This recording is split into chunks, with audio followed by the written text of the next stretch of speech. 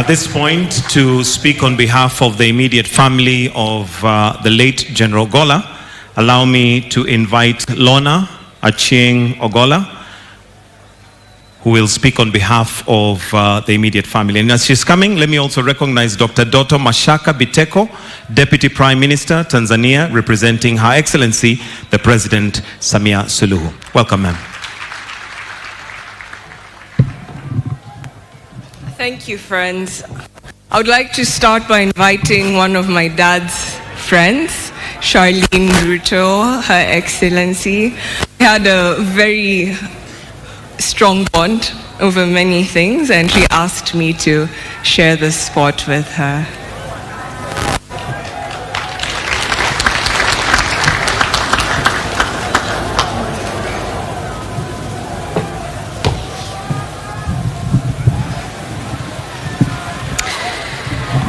Ladies and gentlemen, allow me to stand on the protocol that has already been observed in the interest of time.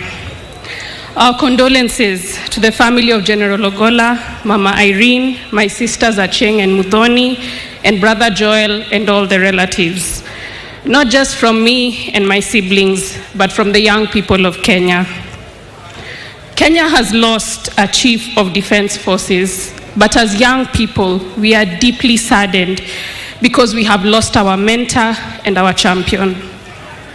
Without a doubt, a very high percentage of our defense forces is made up of young people, but General Ogolla's influence went beyond our young people in the defense forces to those in various leadership positions and fields such as the climate space, sports, health practitioners, and many more. Some messages I have received from the young people. I met him last year and he spoke so highly of the Africa Youth Climate Assembly and even inquired on how we could mainstream the culture of environmentalism and climate action in the forces. We might still need to do this in his honor. Another one, I am still in disbelief. I read his last text to me a time like now last month and I just broke down. He truly was our champion. May he rest in peace. Personally, I met General Ogolla only once, but once was enough for me to experience his kindness, his genuine care, and love for the young people, and his determination to support us to succeed. His death has hit my team members and I so hard, because in the fight for youth inclusion, many listen to us, but few encourage, support, advise, guide. General Ogolla was among the few. I really don't know if we'll ever find another one like him, but as young people, in his honor, we aim to live a life like his, of good character, humility, and integrity. May the soul of our mentor and our champion rest in eternal peace. Thank you. Thank you so much, Charlene.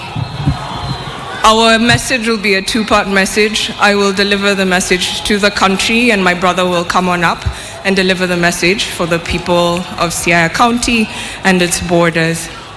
Ladies and gentlemen, it is such a privilege to stand before you today.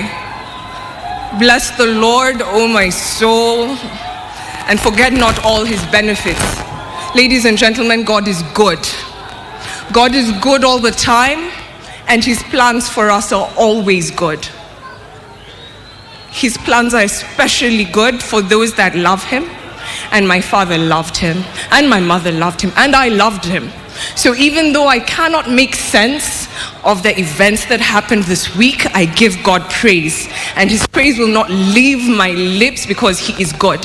He has seen beyond today, he has seen beyond the next 100 years, and he saw that this was good, so I give thanks. So let us not entirely lose ourselves in the morning. Let us celebrate a life well lived together. Bless the Lord with me. I want to talk about one thing, and one thing only. I had many, but I'll focus on one thing, his pursuit of excellence. I posted about my father for the first time ever. Immediately, Joel confirmed that he was actually dead. He did not like social media. He did not like being in the limelight. He appreciated just doing his work in the silence. not having people talk about it. So not many people knew he was my father, and not many people knew we were related.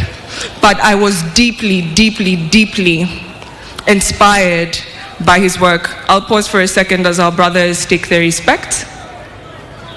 Thank you, friends. God bless you. So I'll talk about his pursuit of excellence.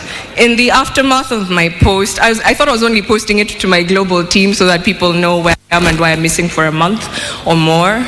And it blew up, and I didn't expect that. But I promised I'd tell stories of his pursuit of excellence, and I'll tell two memorables right here, right now. A couple of people were digging around and asking, how is it that his daughter did all these things? She got her engineering degree from MIT and from Stanford and a business degree from Cambridge. Like, what kind of parent creates and upbrings children like this? And I'm here to share with you the kind of man that raises children like me. And I wish I could talk about Joey, but he likes his privacy even more. He's amazing and smart as well. Now, parents, if you're wondering, how do I get my child to change not just Kenya, but the world? Live it. Our children learn by how we show up in this world. And people here have stolen my speech because I was going to talk about how he gave 110% to everything. He never needed to tell Joey or I, work hard, read hard, because we saw him. We saw him do it. Even before I was born, he was reading the Bible cover to cover every year. And on hard years, like 2022 was a hard year in our family, he read the Bible cover to cover twice. And there's a competition, and I'm the slowpoke on my family, but because we saw him to change the world, it's not telling them, it is doing. And because he never used to talk about his reading of the Bible, he actually just used to show it. Now, when we talk about his work and his pursuit of excellence, he worked as if he was working for God. He had an audience of one. Anything he was doing, he was working for God and God alone. And we saw it. Let me tell you, this man, when I was already in college and Joey was about to go into college, he went back to university in Nairobi with my peers. I'm not sure about you, but I wouldn't be that humble. I'm not sure I could make it with Gen Z in class. And he was in class with my classmates. Now let me set the stage for you. He's in the parallel program. He's based in Laikipia Air Base. He's commuting between Nanyuki and Nairobi for classes, for exams. And those of you who've been to University of Nairobi know it's not an easy path. And Operation Linda Inchi was fully in session, and he had a lot of responsibilities in Laikipia Air Base across the borders, and this man excelled. He got a first-class honors with my generation. He was in class with my peers. How could I not but be this? I'll tell you another short story. In 2005, he was posted to France. My father does not speak French, or he did not at that point. He had 6 months to learn a new language from scratch because failure was never an option in his mind.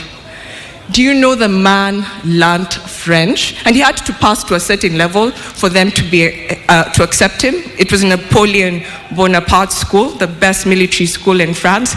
The man did not know French, but he didn't tell his bosses, I can't do it. He jumped right into it, full energy, and he learned French. Now let me give you a complication. During this period, he swallowed a fish bone. It got lodged in his intestines, and he was hospitalized for close to 2 months. He was my size. When I got out of third form and I went to see him in Armed Forces Memorial, he was my size and I was broken. And here he was, sneaking out of Forces Memorial with my mom to go to Alliance Francaise to take his French exams so that he doesn't disappoint the government of Kenya, even as a junior officer. He made it. He passed that level that was needed. He did his postgraduate diploma, and he made excellent leaders and friends from around the world, which is why he's getting so many messages. He met a lot of them in that school, and they were reaching out to us, and they've been so supportive. Actually, before I forget, Kenya Defense Forces. You all have been my family since my birth, and I'm so grateful for the love, support, care you've shown for me, Joey, Mom, and the rest of the family in this period. I'm so grateful. My heart is filled with so much thanks for you.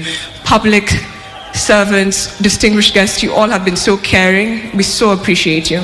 So, if you leave with only one thing from what I have said today, please pursue excellence.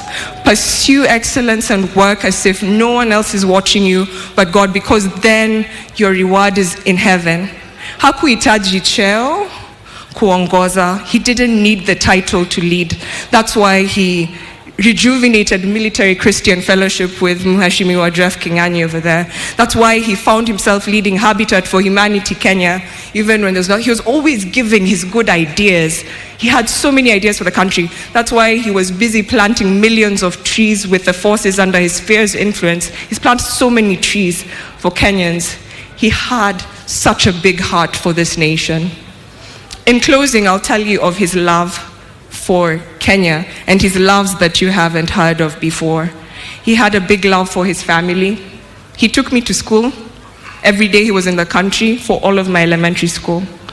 He loved his family. Fathers, show up for your family because your presence makes a difference. Even now at my big age, he would still show up for me at the airport. He would show up and take me shopping. He would show up and go bowling with my son and my brother. He would show up and just be very present and loving. He would tell Mom, his wife of 40 years, I love you and I'm so grateful that I get to come home to you after this hard day. You make it bearable.